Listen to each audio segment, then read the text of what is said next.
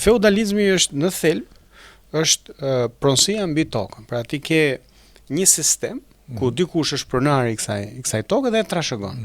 Dhe të tjerët janë bujk robër që vinë dhe punojnë ke toka e këtij, marrin një pagesë që mund të jetë në këtë rast është 1/10 e produktit e tjerë, po toka është e feudalit. Fal që po të pres biles këto trashëgimtarët e belerëve e quajnë veten të djathtë. Po nuk është i njëjtë koncept. Pikërisht.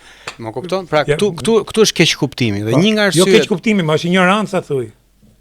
Po edhe ignoranca. Është domethënë ose është një falsitet që kemi në vetvete. Po vazhdo sepse thelbi këtyre ishte ne kemi pas prona, pra ne kemi qenë feudal, kështu që përpasoj jemi të djathtë. Në fakt, kapitalizmi shpërbëri rendin feudal, sepse i dha mundësi bujk robëve që ta merrin tokën me qira, të rrisnin dele, ti qethnin delet, merrnin leshin, ta shisnin ndërkombëtarisht, pastaj filluan fabrikat që prodhonin trikotash, pra prodhonin veshje, pra praktikisht kapitalizmi e shpërbëri feudalizmin dhe kapitalizmi në thelb kishte konkurrencën, pra kush është më i forti, biles këta shkoi bujkrobi, filloi u kriju shtresa e borgjezisë, pra këtyre të pasurve, domethënë që industrialistët që bën parat, tregtarët fillon të pasuroheshin, fillon të ngrinin në klasa sociale, aristokracia fillon ta humbte peshën dhe ideja ishte konkurrojmë, moj zoti le të ecë përpara. Që praktikisht nuk ishte më me trashëgimi, ishte me merit, me punë, me konkurrencë, me risk e kështu.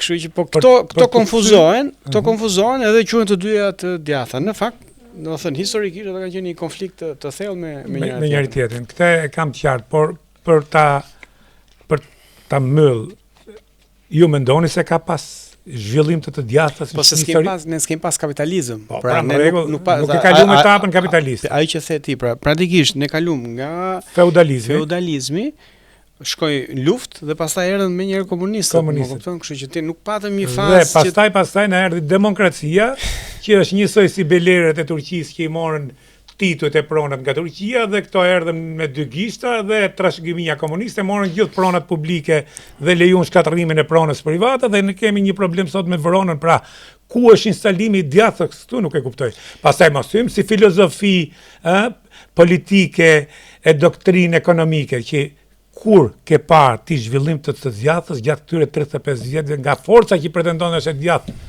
Partia Demokratike. Edhe djatha ka kaluar disa etapa, për shembull djatha neoliberale viteve 70, e Hayek edhe Friedmanit, që aplikon Reagan e kompani. Pikërisht, ajo përgjithësi është aplikuar këtu në Shqipëri. Pra, 2-3 koncepte bazë jo për shkak të ideologjisë, por për shkak të interesit. Pra, këta erdhën në mas 90-s me idenë që duke shfrytzuar faktin që njerëzit ishin mërzit me shtetin kontrollonte jetën. Shteti kontrollonte me kë të martohesh, domethënë këshillat e lagjes, domethënë kontrollon gjithçka, shkollën, jetë, gjithçka, në çdo aspekt të jetës.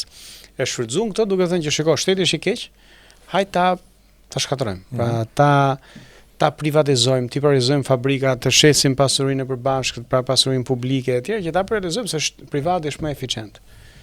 Çfarë rezultoi ishte që thjesht e vodhën.